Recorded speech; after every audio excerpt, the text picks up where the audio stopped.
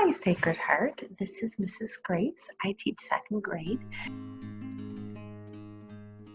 I am thinking about all of you and missing all of you, and I hope you are healthy and happy with your families right now.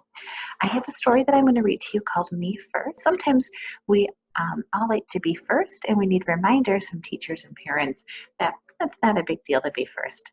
Anyway, so this is about a pushy pig named Pinkerton that always really liked to be first, and he learns a lesson throughout the story. Pinkerton was a pink, plumpy, and pushy pig.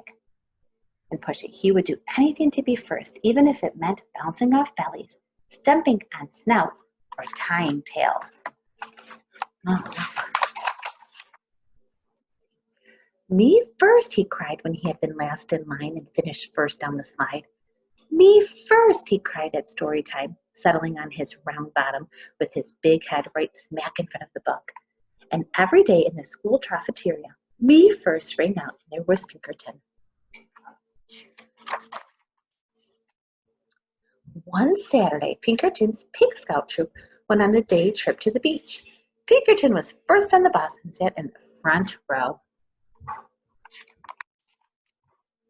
He was first off the bus, first in the water, first out of the water, and first into the picnic basket.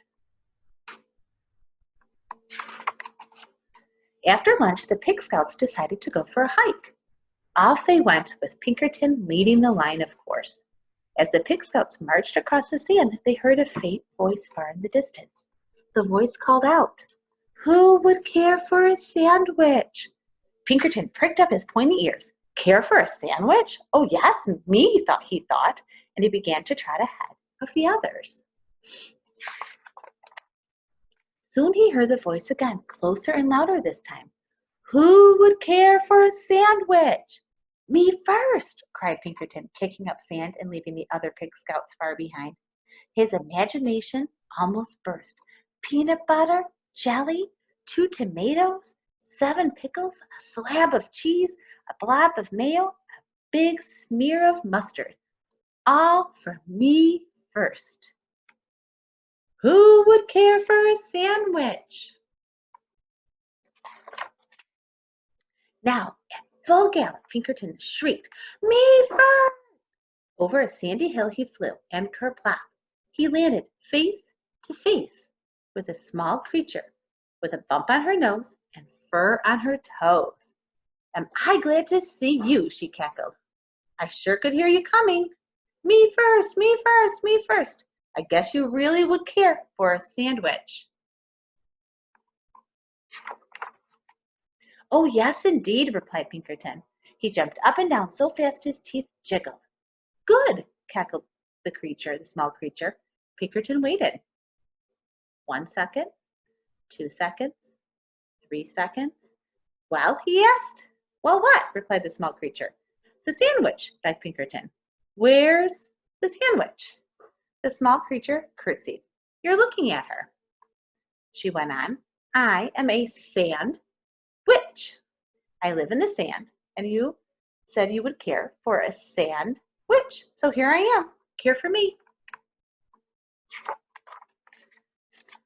All Pinkerton could say was, but I. Taking no notice, the sandwich continued. "You said me first. You wanted to be first to care for me. Well, congratulations. Now just come along to my sandcastle." Grabbing Pinkerton firmly by the sleeve, she led him around a few bends. I don't think this is what he was expecting, do you? Before he could say, "But I," again, the gate to her castle closed. "All right, my pink, plumpy, and pushy one. Now you care for me. You may have the honor of being the first to powder my nose and comb my toes."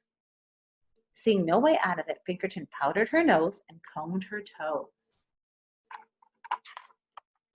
"Next," she crowed, "you may be the first to put my supper in a bucket and feed me with a shovel."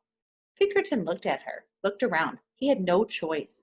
He put her supper in a bucket and fed her with a shovel. Rubbing her tummy, the sandwich spoke on. "Finally, after you've had the privilege of being the first to wash my dishes and sweep my castle and do my laundry and curl my hair and tuck me in, you may be the first to tell me a bedtime story." Pinkerton washed the dishes, swept the castle, did the laundry, curled the sandwich's hair, and tucked her in. The sandwich stretched and yawned loudly. Now the story. I need my story. Pinkerton was so tired he could barely speak. I don't know any stories, he whimpered.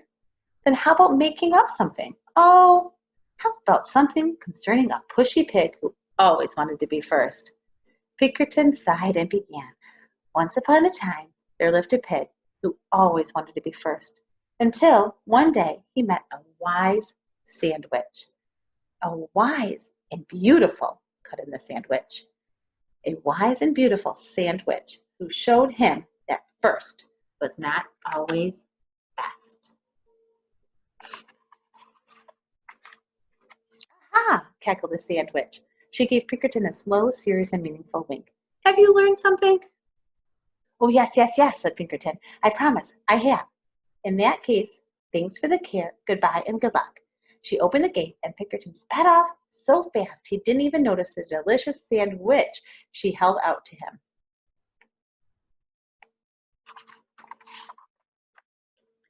He was just in time to catch the buzz.